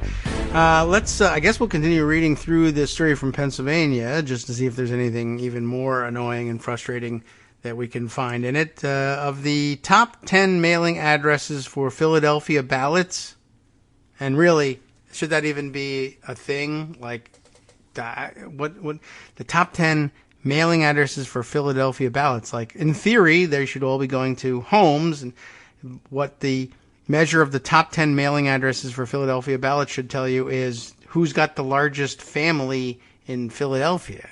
But of course, if there's lots of cheating going on, I suppose, like, who would even think to do that analysis? But as it turns out, if you know what you're doing, looking for voter fraud, you would do that analysis because that's what it would turn up. If there was no voter fraud, it would turn up a list of large families. Or maybe, I guess, if they count it as like large apartment buildings, like if they don't break it down by apartment number or box number or whatever, then okay. At any rate, Philadelphia's fellow GOP ward leaders voted Saturday to oust Lanzelotti from his position as the leader of South Philadelphia's 39th ward, calling the situation troubling at a time when Republican lawmakers and candidates have attacked mail voting and falsely characterized it as rife with abuse by their Democrat rivals, or Democratic if you were really cared about writing an article that was fair and balanced and all that. In an interview Tuesday, Matt Wolf, with an E on the end, Matt Wolf, an attorney for O'Donnell, said his client had no involvement in Lanzelotti's ballot operation and had merely agreed to sign on as treasurer for his PAC. Seamus had no knowledge of the mail ballot applications and what Billy Lanzelotti was doing, said Wolf, who also serves as a Republican ward leader in West Philadelphia. He declined to say whether O'Donnell had lost his job with the state party, but said the Republican City Committee had not considered voting to remove O'Donnell and Parker as ward leaders when they ousted Lanzelotti last week. Maybe they're just getting around to it. None of the affected voters interviewed by the Inquirer said Lanzelotti had attempted to influence or alter their votes, as far as they know. State law forbids third-party ballot delivery, what Republicans call ballot harvesting, except when disabled voters specifically authorize someone else to turn in their ballot for them. But the Lanzelotti ballots, even if delivered in a way forbidden by state law, have not been found to be fraudulent. Not that that ever stopped Republicans from saying, well, fraudulent delivery makes them fraudulent. That's enough for us. Voter fraud, especially the kinds of complex, shadowy operations at the center of many baseless conspiracy theories, is rare. But that didn't stop Republicans from seeking to weaponize the situation Tuesday in their ongoing efforts to cast doubt on the security of voting by mail. In the governor's race, candidate Bill McSwain attempted to connect Lanzelotti's operation to one primary opponent, former Delaware County Council member Dave White. Lanzelotti's Republican Registration Coalition PAC was formed earlier this year with $6,500 in donations from a fund controlled by GOP fundraiser and former National Republican Committee member Bob Asher, who is supporting White in the primary. Lanzelotti had gathered signatures for White's nominating petitions in southeast Philadelphia. There is a clear connection between Dave White's closest advisors and a scheme to manipulate voters perpetrated by Dave White operative Billy Lanzelotti and the Republican Registration Committee. McSwain's campaign manager, James Fitzpatrick, said in a statement on Tuesday, "Any connection between a gubernatorial candidate and potential election misconduct is unacceptable." Bob Solera, campaign manager for White, shot back, denying any connection to Lanzelotti. "These baseless allegations are what the last desperate gasps of Bill McSwain's dying campaign look like," he said. "It's just sad. The whole thing's sad all around." In Harrisburg, State Representative Seth Grove of York, the House GOP's elections point person and chair of the House Government Committee, cited the situation as he renewed his call for changes to how counties process and approve mail ballot applications, a measure that was part of a much larger bill vetoed by Democratic Governor Tom Wolf, no E, last year. "This is nothing more than ballot harvesting." Well, I know that. Grove said in a statement on Tuesday, it's not clear the specific policies advocated by Grove would have prevented the South Philly ballots, though, from going out. The signatures on the ballot applications, for example, appear to be legitimate. The mailing address fields where Lanzelotti's P.O. box is written appear to have been filled out in different handwriting. But the Pennsylvania Supreme Court noted in 2020 that election workers aren't trained handwriting analysts, and it barred counties from conducting signature analysis on ballot envelopes. And Democrats pointed to the fact that Lanzelotti was caught as proof that the system was working and is secure. City election officials have said they will segregate the affected ballots when they are returned so they can be considered separately from the rest of the election's ballots. Okay. I mean, that's interesting too, right? The election is ongoing. The primary is tomorrow. And what are they saying? They've now discovered an illegal ballot harvesting operation, but they're still trying to see whether they can justify counting the ballots as valid, even though they've gone through this illegal process. Now, keep in mind, a lot of these will be, well, all of them are Republican ballots. Granted, it's not the general election, but it's a Democratic-dominated city, and city elections officials are bending over backwards to make sure that if it's possible to count these votes in the Republican primary, because despite the fact that they were harvested illegally, it looks like there's no indication that the votes were cast fraudulently, that the people who cast these votes actually cast them the way they wanted to and in secret, and just in agreeing to have this person collect them and bring them to the counting station, have made a technical violation of the rules. You know, Republicans, when they see that, try and rule out the validity of the ballots. And I guess Democrats, when they see it, say, let's try and see if we can't still find grounds to accept the voters' ballot. But maybe that would change in a general election setting. I don't know. It might be unfair to compare the two. But just interesting to read as yet another Republican accusation turning out to be a confession. At some point it becomes duplicative to read these things, but sometimes I think the weight of all these accumulated stories has got to be worth something. All right, let's see. Other things to get to today. Oh, well, this I should probably hold for an opportunity to talk to Greg about because it's COVID related. How about this one? Why don't we try this one on for size? Salon Magazine running a piece last week by Catherine Joyce and Ben Lorber, which deserves more attention as we have been on the subject of white nationalists these days and evangelicals and what they've been up to and the weird territory of overlap between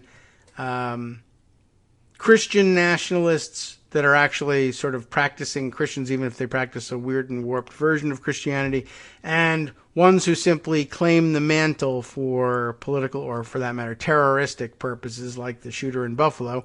Maybe this helps explain a little bit of what's going on. And I think it might give us entree to discuss some other things happening on the fringes here. White Nationalists Get Religion is the start of the title of the piece here. But there's a colon after that. White nationalists get religion. On the far right fringe, Catholics and racists forge a movement. Eesh, what's going on? Nick Fuentes and his racist Groyper movement is building a coalition with far-right Catholics. They have a plan. And this piece is illustrated, unfortunately, with a photo not only of Nick Fuentes, but I guess the return to running photos about Milo Yiannopoulos, who appears to still be alive and attempting to claw his way back to relevance. This is apparently the first of a article in a two-part series, and I don't have part two, but maybe they've added the link to it. We'll see if we can, although this might take us to the end of the show to read through this, but an interesting phenomenon being illustrated here. Last Sunday, I'm not talking about yesterday, I'm not talking about the Sunday prior, I guess, as pro-choice supporters reacted to the leaked Supreme Court draft opinion that will likely overturn Roe v. Wade. Remember that? It was like a week ago. A series of videos shot in Lower Manhattan went viral. In one, a group of young men stood before an arched wooden doorway at the Basilica of St. Patrick's Old Cathedral, reciting the rosary while protesters demonstrated outside the church gates. In their center was a young man wearing an America First hat and a Fire Department of New York FDNY fleece, closing his eyes as he prayed. By that afternoon, the video had been shared on social media by far-right Republican Representatives Paul Gosar and Marjorie Taylor Greene, who praised the men as, quote, heroes defending their churches against the abortionist horde. Just keeping in mind, of course, that Marjorie Taylor Greene, apparently born and raised as a Catholic, also claims to have left the church because it is run entirely by Satanist pedophiles, but defending that church is a heroic act because something, and we're on the same side as on abortion or whatever. But, okay, no one ever accused Marjorie Taylor Greene of being a consistent thinker. In two other videos taken the same day at the same location, the man in the America First hat heckled protesters. No surprise, really, but there you have it. Shouting from the church steps, and this is what made it go viral. As they're marching by, you should note, I guess, in order to make some sense of what he says, the protesters are marching by, and in their usual, pattern, or, they're chanting about something about, the people will decide their own fate, we the people kind of thing. And I heard the chant, and it was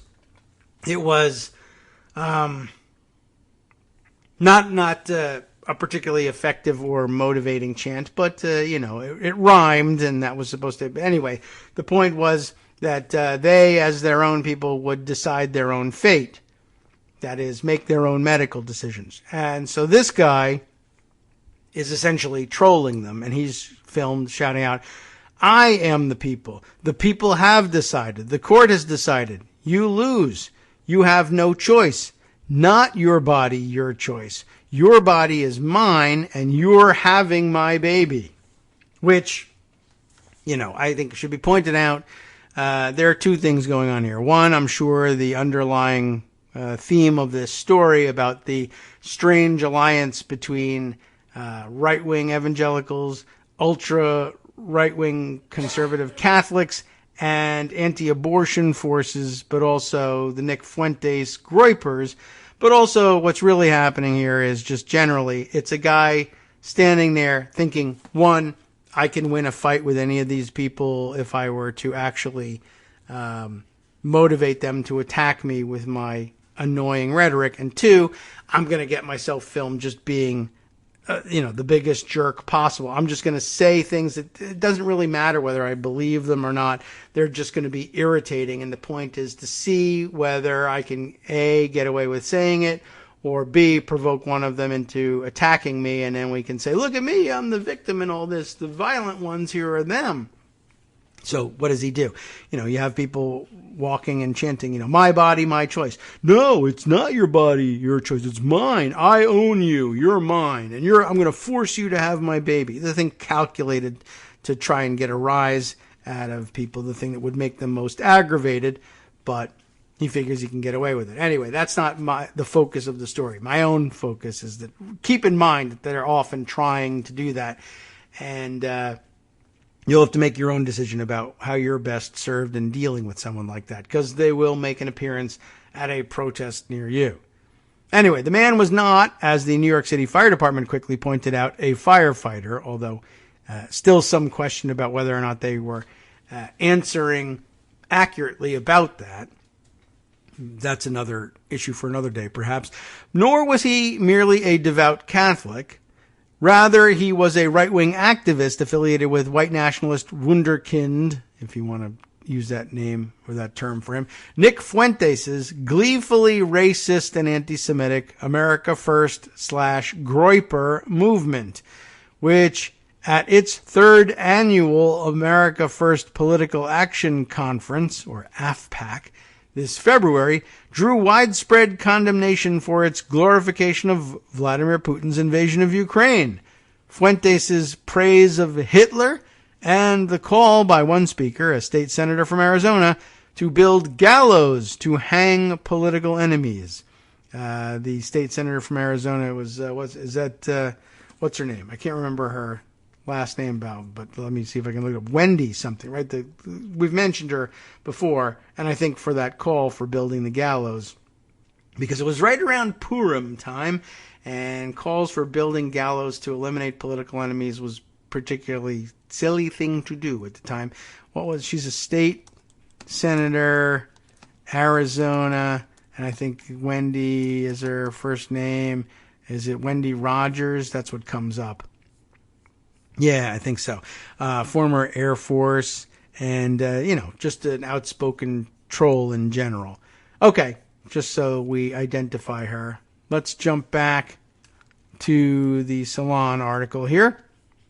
On a popular Groyper live stream show Sunday night, and I wonder if that's a relative term. I'm curious how many people will watch the Groyper live stream. Host and movement leader Dalton Clodfelter, that's apparently his real name, said he recognized the man in the videos and called him to join the show. As journalist and Western States Center senior fellow Nick Martin reported, Clodfelter said the man had made, quote, a really bold statement today, and it's going to be heard by a lot of people. The man claimed that many of the other praying men who assembled that afternoon were also Groypers, described the demonstrators he'd been heckling as demonic creatures and animals, and said that one black protester, of course he has to single that person out, black protester should be enslaved or shot. You get the idea here that they're still trying to say the most outrageous, most controversial thing on purpose, whether they believe it or not. Whatever church they're going to attack next, he pledged, we'll be there and we'll crush them. None of that seemed to matter to the right-wing politicians and media who held the man up as a hero of the faith. Prominent among those was Church Militant, a far-right Catholic media outlet that promoted its Monday night coverage of the protest with a picture of the Groyper's face. That was more than accident or coincidence. Church Militant and the Groypers are increasingly collaborating to mobilize their respective audiences to confront what both are calling pro-abortionist demons at pro-choice rallies across the country and more generally to grow their movements on both sides. That is to say, they're going to both sides this. Both sides being Church Militant and the Groypers, of course. All of this is part of a broader pattern of increasing overlap between the far right, including overtly far-white nationalist movements and leaders, with the extreme right-wing fringe of the Roman Catholic Church. This emerging coalition includes such figures as Milo Yiannopoulos, who was effectively expelled from the MAGA movement in 2017 over his remarks about child sex abuse, i.e., by the way, you remember now that they're all, we have to do everything we can to fight the pedophiles, and Milo got himself expelled from the movement by saying, it's interesting, at the very time when there's a rise in interest in fighting the international pedophile conspiracy, I just wanted to come on the air and say, pedophilia is not really all that bad, and maybe we should all kind of experiment with it, and maybe it's not such a bad thing after all. Wow. Read the room, Milo, gee whiz. Or don't read anything. Just realize that it's illegal and disgusting, and you shouldn't be talking about it. But not enough. Remember, I mean, like I said, if you are having difficulty understanding that they're just trying to say the most outrageous thing, then I guess all you have to do is look back at Milo Yiannopoulos. Like, what's the natural consequences? Eventually you say something that's too controversial even for the people who are trying to say the most controversial thing they can think of. Anyway, wow. So yes, this emerging coalition between the far-right fringe of the Roman Catholic Church and the far-right fringe of whatever the hell else Groypers are and represent, includes Milo Yiannopoulos.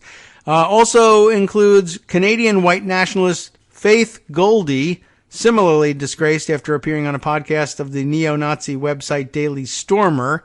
One-time Stop the Steal organizer Ali Alexander, and, oh boy, somebody else coming back from the shadows, Kent State gun girl Caitlin Bennett. Yeah, she's really never found a way to land on her feet after graduation, but grifting is pretty good. Anyway, all four have rebranded themselves as, quote, traditional Catholics, or what they call tradcaths for short. They have to shorten everything. It's too long. It's too hard to say traditional Catholics. We want something shorter. This is the internet parlance for it, of course. And they have allied themselves with an existing network of far-right Catholics that includes Pizzagate provocateur turned conservative commentator Jack Posobiec, Trump confidant and advisor Steve Bannon, and Groyper guru Nick Fuentes himself. At one point, Resistance, which is the name of a group of the activist wing of Church Militant. That's amazing, because quite honestly, Church Militant is an activist wing of, I guess, right-wing church, but there's an even more activist group of activists called Resistance. They began to mobilize supporters to counter-protest Planned Parenthood marches scheduled for last Saturday in Chicago, or maybe it was this Saturday, in Chicago, Nashville, Washington, San Antonio, Los Angeles, and other cities. I think it was, in fact, this past weekend. Whether they showed up in any great numbers has yet to be reported, but I'm sure somebody must have spotted them somewhere. By the way, it does frequently occur to me, I guess as I'm thinking about the convoluted way in which they're described, that Resistance, the activist wing of Church Militant, which was just previously described as an activist wing of something else, makes me wonder whether these things are actually organized a little bit more like Antifa, after all, which is, of course, not organized at all. It's sort of a thing and an umbrella under which certain people just say, let's go join others who are of like mind at various gatherings for the similar purposes. And I wonder whether these guys actually operate more like that, or they are pretty hierarchical and they all want to be the leader of something. So they might actually have nominally an organization and claim to lead it. Anyway, I guess, by the way, if any of you were at or heard reports of what was going on at the various protests over the weekend in these various cities, if you know of anyone who encountered any of these trolls, I'd be interested to know about it. On Monday, last Monday, on the alternative social media site Telegram, Clodfelter, remember him, called on Groypers to attend these rallies. By Wednesday evening, more than 6 Groypers on the site had eagerly signed on, but of course showing up on a Saturday might be too much for them. So I'd be interested to know how their follow-up was. As of Friday, however, Church Militant seemed to have abandoned this initiative. Maybe that explains it, not hearing much about it. Though Clodfelter still claims the Groypers will rally in Nashville. And I don't always get a lot of word out of Nashville. Anyway, as we will discuss in part 2 of this investigation, if we decide to read it with you, at least one prominent staff member at Church Militant is also a Groyper, and other employees of the right-wing Catholic group appear eager to build a united front between the two formations.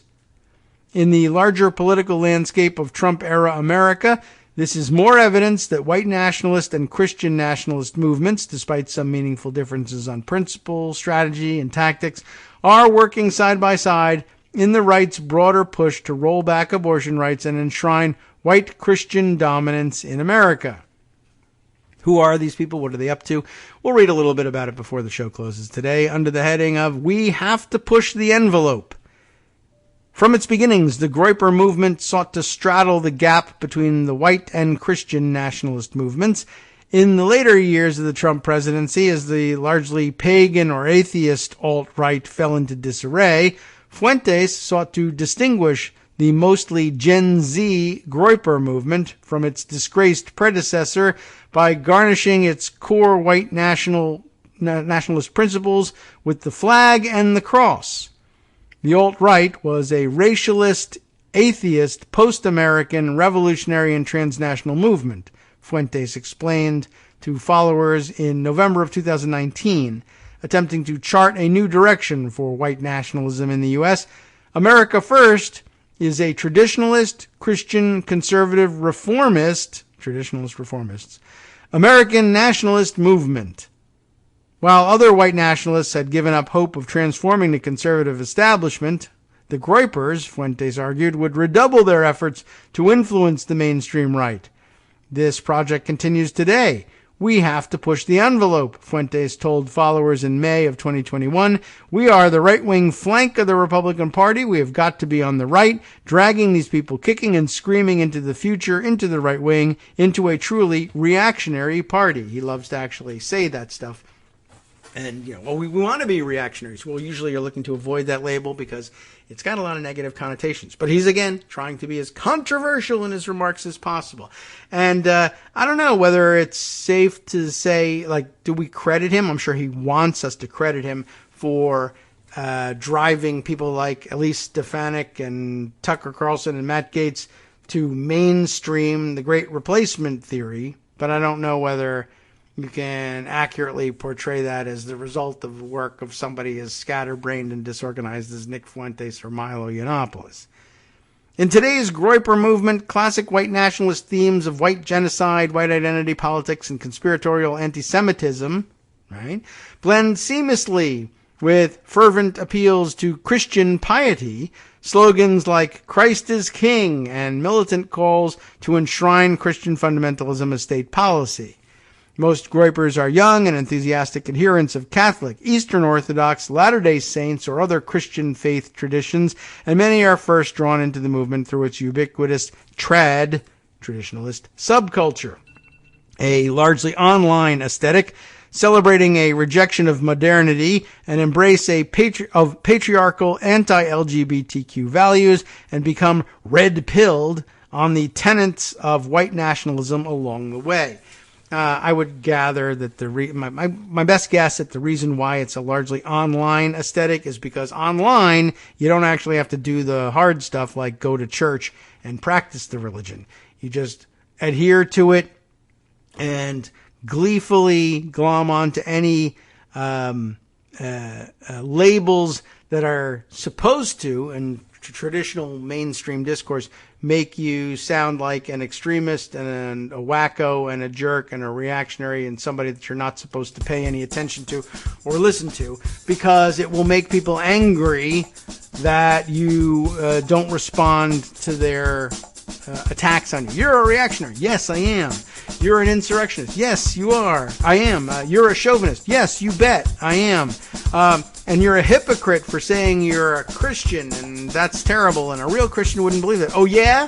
Well, we believe the opposite, and we say that real Christians want to murder everybody around them and kill all the Jews and kill all the anybody who's of any difference, basically, whether it's skin tone, sexual orientation, gender orientation, religion of their own, doesn't matter. Anything that'll get a rise out of people. I have my doubts whether there's any real connection to the religion. It's meant to confound you and make you angry, and I don't know what after that. I don't know whether they're trying to get an actual reaction out of you or just trying to make you spend time pondering something while they plant pipe bombs outside your house or party headquarters or whatever. All right, we'll see. I'm not certain where this rest of this article goes, but I wanted to at least make you aware of it, that this work was done before we discovered over the weekend that we would have to make this connection on our own. So there's work out there to be mined, and I want to bring it to your attention so that you can mine it. What's next? Well, from Justice Putnam, of course. NetRootsRadio.com.